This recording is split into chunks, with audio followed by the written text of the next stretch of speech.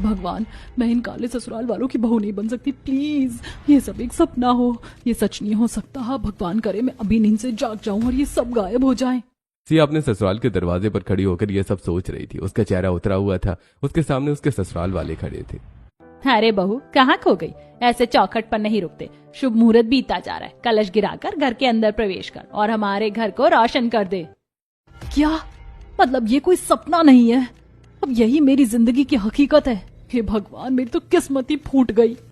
सिया कलश गिराकर घर के अंदर प्रवेश करती है। लता प्यार से सिया का चेहरा छूने के लिए हाथ बढ़ाती है। मेरी बहू कितनी सुंदर है, कितनी गोरी है, नजर ना लगे मेरी बच्ची को। जैसे ही लता सिया का चेहरा पकड़ने वाली होती है, सिया झटके से सास का हाथ दूर झटक देती है। दूर रहिए मुझसे, अपने ये काले और गंदे हाथ मुझसे दूर रखिए। सिया, ये क्या बदतमीजी है? तो मेरी माँ से इस तरह कैसे बात कर सकती हो? तो और क्या करूं? मेरे पिता ने मेरी शादी तुमसे जबरदस्ती करवाई है, वरना तुम जैसे काले इंसान को मेरी जैसी गोरी लड़की सपने में भी नहीं मिल सकती थी। अरे बेटा शांत हो जा, अब तो तुम्हारी शादी मेरे बेटे से हो गई है ना। अगर मेरे पापा ने दबाव नहीं डाला होता ना, तो आप लोगों की परछाई भी मुझ पर नहीं पड़ सकती थी। भाभी, आप ऐसे मेरे परिवार का अपमान नहीं कर सकती। तुम इतनी काली हो, तुम्हें खुद को आईने में देखने में अजीब नहीं लगता क्या? पता नहीं इस घर में आईना है भी या नहीं। बस करो सिया, तो मेरी बहन से ऐसे बात नहीं कर सकती। सुमन बेटा, तुम बहू को उसके कमरे में ले जाओ। सुमन पैर पटकते हुए सिया को अमित के कमरे में ले जाती है। बेडरूम फूलों से सजा था। थोड़ी देर में अमित कमरे में आता है। वो देखता है कि सिया तकिया और चादर उठाकर जमीन पर फेंक रही है और खुद बेड के बीचों बीच घमंड से बैठी है। सिया, तुमने अपनी बिस्तर जमीन पर क्यों फेंक दिया? ये क्या हरकत है? ये तुम्हारा बिस्तर है, मैं इस बेड पर अकेले सोऊंगी और तुम वहाँ नीचे जमीन पर सोओगे। क्या बकवास है ये? मैं तुम्हारा पति हूँ, हम दोनों पति पत्नी है, मैं नीचे क्यों सोऊंगा? पति? ओह प्लीज, तुम मेरे साथ सोने के सपने भी मत देखना। मैं तुम्हारे जैसे काले इंसान के साथ अपना एक बिस्तर शेयर नहीं कर सकती। मुझे तुम्हारे साथ सोने में घिन आती है। सिया, इंसान की पहचान उसके रंग से नहीं, उसके दिल से होती है। मुझे लेक्चर मत दो। अगर तुम्हें इतनी ही दिक्कत है तो जाकर हॉल में सो जाओ, लेकिन मेरे बगल में सोने की कोशिश मत करना, वरना मैं पूरे घर में हंगामा खड़ा कर दूंगी। अमित सिया को देखता है। इसे मुंह लगना भैंस के आगे बीन बजाना है।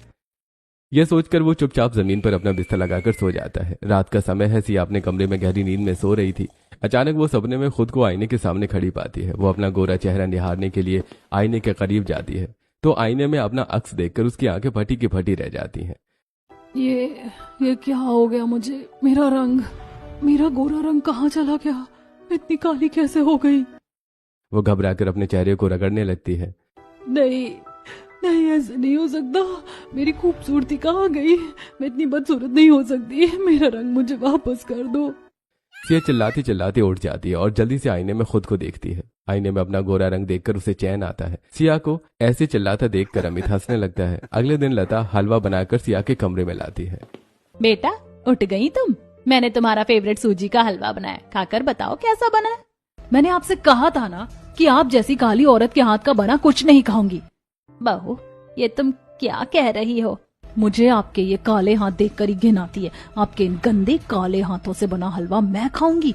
कभी नहीं। ऐसा लगता है जैसे कोयले की खदान से निकल कर आए हों। सिया की बातें सुनकर लता की आंखों में आंसू आ जाते हैं। बहू, मैं मानती हूँ कि तुम्हें इस शादी से ऐतराज है, लेकिन आज तुम्हारी मुंह दिखाई है तो तुम तैयार हो जाना। इतना कहकर लता भारी कदमों से कमरे से बाहर निकल जाती है। अमित हॉल में खड़ा था। वो लता को रोते हुए अपने कमरे से बाहर निकलते देख लेता है। माँ, उस गोरी चमड़ी वाली ने तुम्हें कुछ कहा ना? मुझे बताओ, मैं अभी जाकर उसे सबक सिखाता हूँ।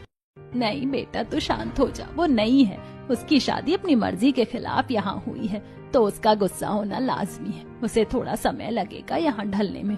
तू उसे कुछ मत कहना। पर माँ, उसकी हिम्मत। आज उसकी मुंह दिखाई की रस्म है। घर में औरतें आने वाली हैं, तू बस शांत रह। वो बेचारी तैयार हो रही है, उसे मुंह दिखाई में अच्छा दिखना है। तू जा यहाँ से। अमित बेमन से वहां से चला जाता है। थोड़ी देर बाद हॉल में मोहल्ले की औरतें इकट्ठा हो जाती हैं। सिया भारी साड़ी और गहनों में सज धज कर हॉल में आती है। उसकी खूबसूरती देखकर सब औरतें हैरान रह जाती हैं। अरे बाप रे, बहू तो देखो बिल्कुल स्वर्ग की अप्सरा लग रही है। हाँ भाई, सास भी काली, ननद भी काली, पति भी काला, पर इस काले खानदान में तो हंस जैसी गौरी बहू आ गई। बिल्कुल चांद का टुकड़ा लग रही है। सही कह रही हो बहन, ऐसा लग रहा है जैसे लंगूर के हाथ में अंगूर लग गया हो। लता के इस काले कौवे बेटे को इतनी सुंदर हूर कैसे मिल गई?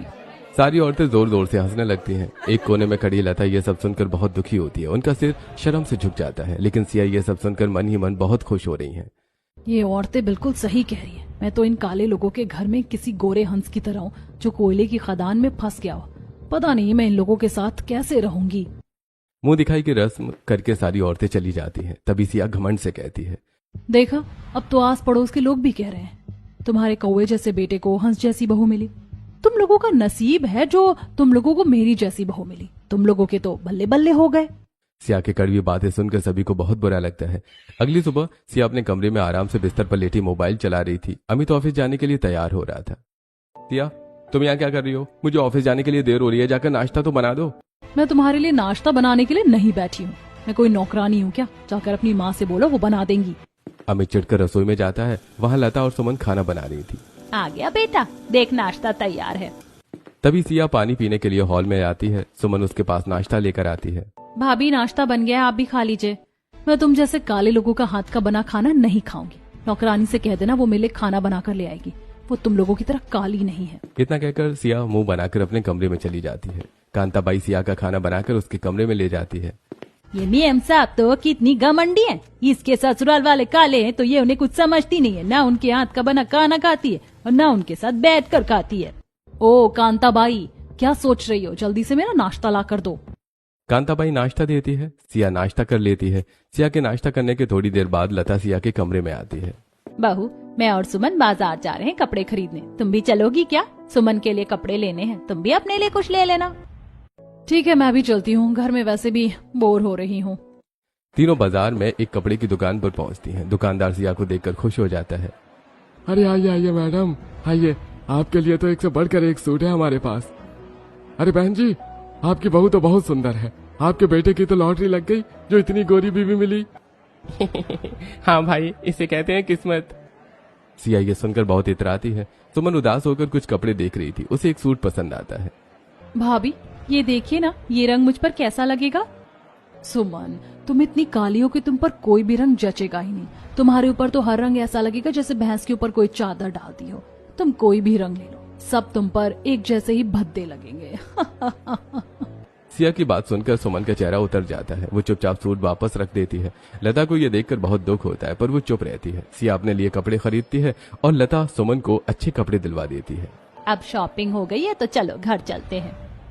तीनों शॉपिंग करके कपड़े की दुकान से बाहर आती हैं। बाहर तेज धूप थी। सिया अपने बैग से एक बहुत ही सुंदर और रंग बिरंगा छाता निकालती है और पूरे नखरे से छाते के नीचे चलने लगती है, जबकि उसकी लता और सुमन भारी शॉपिंग बैग्स उठाई तेज धूप में उसके पीछे पीछे चल रही हैं, जिसे देखकर कुछ औरतें हंसने लगती हैं। अरे देखो जरा, गोरी बहू कैसे छाता तानकर महारानी की तरह आगे आगे चल रही है। हाँ, और बेचारी सहसा ननद नौकरानियों की तरह धूप में सामान ढो रही है। इस गोरी बहू के नखरे तो देखो। गलती तो इन लोगों की है। अब गोरी बहू लाएंगे तो उसके नखरे भी तो उठाने पड़ेंगे ना।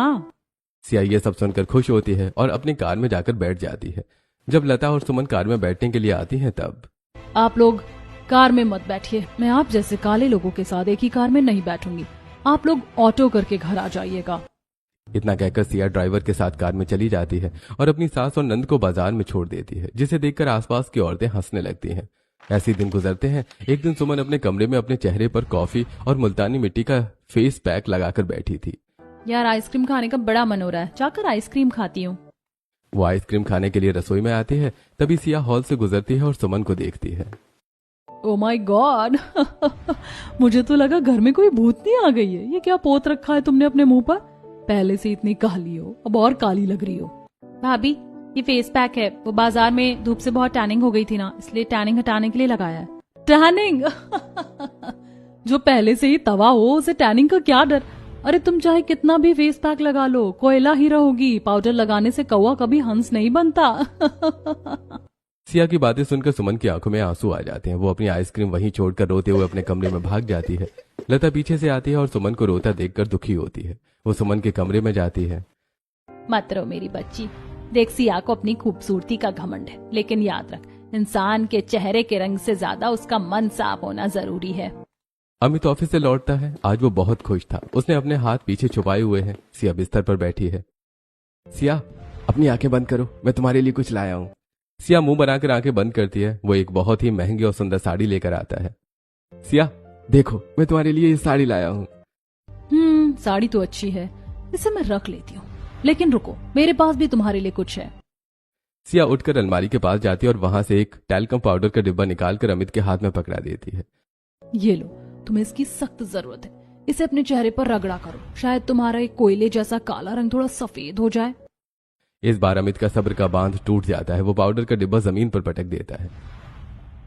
गोरे रंग पे न इतना गुमान न कर, गोरा रंग 2 दिन में ढल जाएगा। मैं शमा हूँ, तू है परवाना, मुझसे पहले तू जल जाएगा। बस बहुत हुआ सिया, तुमसे तो बात करना ही बेकार है। तुम इंसान को इंसान नहीं समझती, तुम्हारे अंदर सिर्फ जहर भरा है। मुझे भी कोई शौक नहीं है तुम्हारे साथ प्यार का रिश्ता निभाने का। तुम्हें जैसे रहना है रहो। अमित कमरे से बाहर निकल जाता है। सिया बिना किसी परवाह के फोन चलाने लगती है। अगले दिन घर की घंटी बजती है। सुमन दरवाजा खोलती है। बाहर सिया के कुछ कॉलेज के दोस्त खड़े थे। वो सुमन को बहुत ही अजीब नजरों से देखते हैं। तभी सिया एक बहुत ही स्टाइलिश ड्रेस पहनकर बाहर आती है। वो बेहद खूबसूरत लग रही थी। वाह सिया, तुम तो पहले से भी ज्यादा गॉर्जियस हो गई हो। यार सिया, तूने इस घर में शादी कैसे कर ली? ये लड़की तो बिल्कुल अंधेरी रात जैसी है, तो इसके साथ कैसे रहती है? अरे छोड़ो यार, मेरी किस्मत ही खराब थी। तुम लोग बताओ कैसे आना हुआ? यार आज शाम को कॉलेज का रीयूनियन पार्टी है, हम तुझे इनवाइट करने आए थे, तुझे आना ही होगा। तभी लता रसोई से एक ट्रे में जूस के गिलास लेकर बाहर निकल ही रही थी कि सिया उसे रसोई में जाकर उसके हाथ से झटके से जूस का ट्रे छीन लेती है। आप ये किसके लिए लेकर आ रही हैं? ये मेरे दोस्त हैं। आपके इन काले हाथों का छुआ जूस इन्हें सूट नहीं करेगा, आप जाइए यहाँ से। लता शर्मिंदा होकर वहां से चली जाती है। तभी सुमन बाहर से एक पार्सल लेकर आती है। भाभी आपका पार्सल आया है। यार सिया, तेरी सास भी काली, तेरी नंद भी काली। हमें तो डर लग रहा है कि तेरा पति कैसा होगा। पक्का वो भी काली कौवे जैसा होगा। समीत की बातें सुनकर सभी हंसने लगते हैं। तभी पीछे से दरवाजा खुलता है और अमित अंदर आता है। उसने सब कुछ सुन लिया था। क्या हो रहा है यहाँ पे? तुम्हारी हिम्मत कैसे हुई मेरी माँ और मेरी बहन के बारे में इस तरह से बात करने की? लो भाई, जिसका डर था वही हुआ। तेरा पति तो सच में अफ्रीका के जंगलों से आया हुआ लगता है, काला कलूटा। तुम यहाँ इनके सामने क्यों आई? जाओ अपने कमरे में। सिया, अपने दोस्तों से कहो कि यहाँ से निकल जाए, इससे पहले कि मैं उनसे कुछ गलत कर दूं। सिया, तू तो काले लोगों से इतनी नफरत करती थी, फिर तूने इस कोयले से शादी कैसे कर ली? मैंने कहा था ना, जिस काले रंग से तू इतनी नफरत करती है वही तेरी किस्मत में होगा। अंजलि हंसते हुए चली जाती है और सिया गुस्से में पैर पटकते हुए अपने कमरे में चली जाती है। रात का समय है। डाइनिंग टेबल पर खाना लगा है। सिया कमरे से बाहर नहीं आई है।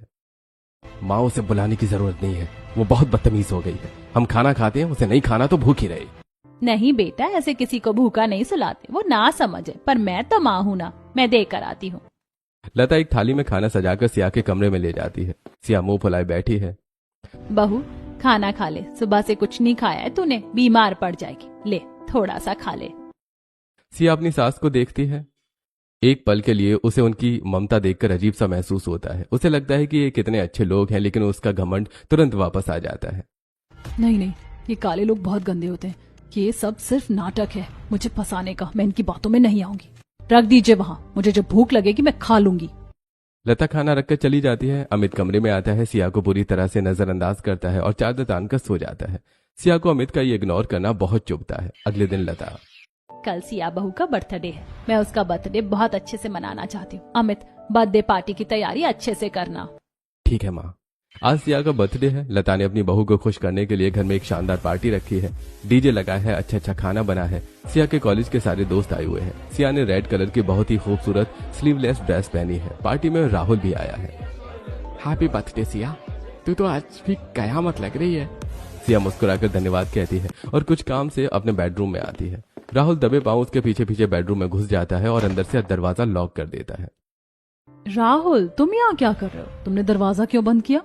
सिया, तूने मुझे ऐसे हैंडसम और गोरे लड़के को रिजेक्ट कर दिया और उस काले कलूटे से शादी कर ली। क्या दिख गया तुझे उस काले में? राहुल, तमीज से बात करो। वो मेरा पति है, यहाँ से जाओ। काहे का पति? तूने सबके सामने कॉलेज में मेरी इंसल्ट की थी ना। आज मैं तुझे सबक सिखाऊंगा।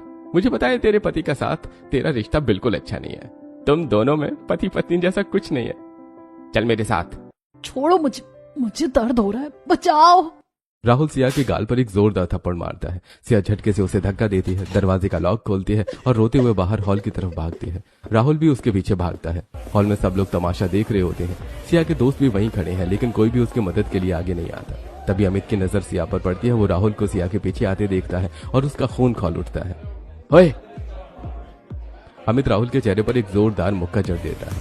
राहुल दूर जा गिरता है। अमित उसको ऊपर बैठ जाता है और उसे बुरी तरह से पीटने लगता है। तेरी हिम्मत कैसे हुई मेरी पत्नी को हाथ लगाने की? ए कलुए, छोड़ मुझे। तेरी औकात क्या है? तेरी बीवी तो तुझे पसंद भी नहीं करती। हाँ, मैं जानता हूँ वो मुझे पसंद नहीं करती। वो मेरी काले रंग से नफरत करती है, लेकिन वो मेरी पत्नी है। अगर और कोई मर्द उसकी तरफ आंख भी उठाएगा ना, तो मैं उसकी आंखें निकाल लूंगा। तेरे जैसे गोरे दिखने वाले जानवर औरतों की इज्जत न करना क्या जानेंगे? दफा हो जाए यहाँ से, वरना आज मैं तुझे जिंदा नहीं छोड़ूंगा। सिया जमीन पर बैठी फूट फूट कर रो रही थी। आज उसे काली चेहरे के पीछे एक सच्चा मर्द और बेइंतहा प्यार करने वाला इंसान नजर आ रहा था। अमित का गुस्सा देखकर राहुल वहां से दुम दबाकर भाग जाता है। पार्टी में सन्नाटा छा जाता है। सिया के सारे दोस्त शर्मिंदा होकर वहां से खिसक लेते हैं। सुमन सिया को संभालती है। चलिए भाभी, अपने कमरे में चलिए। इतना सब कुछ होने के बाद भी अपने ससुराल वालों को अपने साइड में देखकर सिया को अच्छा लगता है। सिया अपने ससुराल वालों से अच्छे से बात करती है। और एक दिन अमित, माँ, एक छोटी सी परेशानी हो गई है। मेरे ऑफिस के कुछ फॉरेन क्लाइंट्स आए हुए हैं और आज शाम वो हमारे घर पर डिनर के लिए आ रहे हैं। उन्हें असली इंडियन खाना खाना है। अरे बेटा, तूने पहले क्यों नहीं बताया? शाम तो होने वाली है, मैं अभी जाकर खाना बनाती हूँ, पर इतना सारा काम अकेले कैसे होगा? तभी सिया अपने कमरे से बाहर आती है। वो अमित की बातें सुन लेती है। माँ जी, आप परेशान मत होइए, आज का खाना मैं बनाऊंगी। तू? बेटा, तूने तो कभी इतना खाना नहीं बनाया। माँ जी, आप भूल रही हैं कि मैं मॉडर्न हूँ। मैं जानती हूँ कि विदेशी लोगों को कैसा खाना पसंद होता है। उन्हें ज्यादा तीखा नहीं पसंद आएगा। मैं कुछ अच्छा कॉन्टिनेंटल और हल्का इंडियन मिक्स बना दूंगी। आप बस मुझे रसोई में जाने दीजिए। लता और अमित दोनों थोड़ा हिचकिचाते हैं, लेकिन सिया को मौका देने का फैसला करते हैं। सिया रसोई में काम करना शुरू करती है। वो गैस चूल्हे और इंडक्शन दोनों का इस्तेमाल कर रही है, लेकिन उसे इन सब चीजों का ज्यादा एक्सपीरियंस नहीं था। वो जल्दी जल्दी काम करने के चक्कर में इंडक्शन की सेटिंग गलत कर देती है। आप खाना जल्दी बन जाएगा। अचानक इंडक्शन से स्पार्क निकलता है और पास रखे एक कपड़े में आग लग जाती है। सिया घबरा जाती है। आग तेजी से किचन में फैलती है। बचाओ माँ जी, अमित, आग लग गई। सिया आग बुझाने की कोशिश करती है, लेकिन गलती से वो एक गर्म बर्तन से टकरा जाती है। उसका हाथ जल जाता है और बर्तन से निकली कालिख सीधे सिया के चेहरे पर उड़कर लग जाती है। अमित और लता सिया की चीख सुनकर दौड़ते हुए रसोई में आते हैं। सिया! अमित जल्दी से गैस बंद करता है और एक मोटे कंबल से आग को बुझा देता है। लता दौड़कर सिया को उठाती है। सिया बेटी, तू ठीक तो है? कहीं लगी तो नहीं? भगवान का शुक्र है कि तू बच गई। अमित और लता उसे पकड़कर बाहर हॉल में लाते हैं और सोफे पर बिठाते हैं। सिया धीरे धीरे अपनी आंखें खोलती है। वो अभी डरी हुई थी। लता उसके लिए पानी लाती है। पानी पी ले बेटा, घबरा मत, सब ठीक है। तूने खुद को इतनी बड़ी मुसीबत में क्यों डाल दिया? खाना मैं बना लेती ना। माँ जी, मुझे लगा कि मैं सब कुछ कर सकती हूँ। मुझे अपने तरीके और अपनी समझ पर बहुत घमंड था, लेकिन मैंने सब बिगाड़ दिया। अमित एक गीला तौलिया लेकर आता है। सिया, तुम्हारा चेहरा। सिया घबराकर उठती है और हॉल में लगे बड़े आईने के सामने जाती है।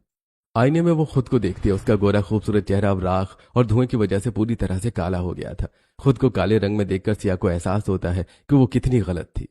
मुझे माफ कर दीजिए अमित, माँ जी, सुमन, मैं कितनी बेवकूफ थी। मैंने हमेशा आप लोगों के रंग को देखा, आपके साफ दिल को कभी नहीं पहचाना। सिया, मैंने हमेशा तुमसे प्यार किया है। रंग से प्यार नहीं होता, इंसान की फितरत से होता है। पर मुझे आज तक ये समझ नहीं आया कि तुम्हें काले रंग से इतनी नफरत क्यों है। क्योंकि काले रंग ने मेरी दुनिया उजाड़ दी थी। मम्मी, आज मेरा बर्थडे है, पापा कब आएंगे? बेटा, तुम्हारे पापा आते होंगे। जब वो आएंगे तब हम लोग तुम्हारा केक काटेंगे, ठीक है? सिया का बर्थडे था। वो अपने पापा के आने का वेट कर रही थी। डाइनिंग टेबल गिफ्ट्स और केक से सजा हुआ था। तभी रमेश घर आता है। उसके साथ एक औरत भी थी। वो प्रेग्नेंट थी। वो औरत बहुत सांवली थी। रमेश जी, आपको आने में इतनी देर कैसे हो गई? मैं और सिया कब से आपका इंतजार कर रहे थे। और ये औरत कौन है आपके साथ? वो अनीता, मैं इस औरत से प्यार करता हूँ और ये मेरे बच्चे की माँ बनने वाली है और अब मैं इसे अपने साथ यहीं रखूंगा। रमेश की बात सुनकर सनीता के पैरों तले जमीन खिसक जाती है। वो उसे सांवली औरत को देखती है और फिर अपने पति को। उसका हंसता खेलता परिवार एक पल में बिखर गया था। आप ऐसा कैसे कर सकते हैं रमेश जी? मैं इतनी सुंदर हूँ, गोरी हूँ, लेकिन एक सांवली औरत के लिए आपने मेरा और अपनी बच्ची का घर उजाड़ दिया। मैं ये धोखा बर्दाश्त नहीं कर सकती। जो हो गया सो हो गया। रमेश मुझसे प्यार करते हैं और मेरे बच्चे के पिता हैं। अनीता ये गहरा सदमा बर्दाश्त नहीं कर पाती। वो दौड़कर अपने कमरे में जाती है और अंदर से दरवाजा बंद कर लेती है। छोटी सी दरवाजे के बाहर खड़ी रो रही थी। मम्मी, बाहर आओ ना, मुझे केक काटना है। मम्मी प्लीज दरवाजा खोलो। अंदर से कोई आवाज नहीं आती। रमेश घबराकर जोर से धक्का मारकर दरवाजा तोड़ता है। अंदर का नजारा देखकर रमेश और सिया दोनों के होश उड़ जाते हैं। अनीता ने सदमे में आकर पंखे से लटक कर अपनी जान दे दी थी। मेरी खूबसूरत गोरी माँ एक काली औरत की वजह से मर गई। उस दिन से मेरे मन में काले लोगों के लिए नफरत बैठ गई। मुझे लगने लगा कि काले लोग सिर्फ घर उजाड़ते हैं, वो बहुत बुरे होते हैं। सिया फूट फूट कर रोने लगती है। लता की आंखों से आंसू बहने लगते हैं। लता सिया को कसकर गले लगा लेती है। शांत हो जा मेरी बच्ची, शांत हो जा। अब मुझे समझ आया कि तेरे इस कठोर व्यवहार के पीछे कितना बड़ा दर्द छुपा था। भाभी मुझे माफ कर दीजिए, मैं आपके दर्द को कभी समझ नहीं पाई। देख बहू, जो तेरे साथ बचपन में हुआ वो बहुत गलत था, पर तूने एक इंसान की गलती की सजा दुनिया के सारे सांवले लोगों को दे दी। हर काला इंसान बुरा नहीं होता। भगवान ने ये दुनिया रंगीन बनाई है। हर रंग की अपनी अहमियत है। इंसान की पहचान उसके कर्मों से होती है, चमड़ी के रंग से नहीं। माँ जी, सुमन, मुझे माफ कर दीजिए। मैंने आप लोगों को बहुत सताया, बहुत बुरे बुरे ताने दिए हैं। आज मुझे अकल आ गई है। सही कहते हैं लोग, अकल बादाम खाने से नहीं, ठोकर खाने से आती है। सिया की बात सुनकर सब एक साथ हंसने लगते हैं। घर का माहौल एकदम बदल जाता है। घर में अब कोई काला या गोरा नहीं था, सिर्फ प्यार, सम्मान और परिवार का रंग बिखरा हुआ था, जो दुनिया का सबसे खूबसूरत रंग है।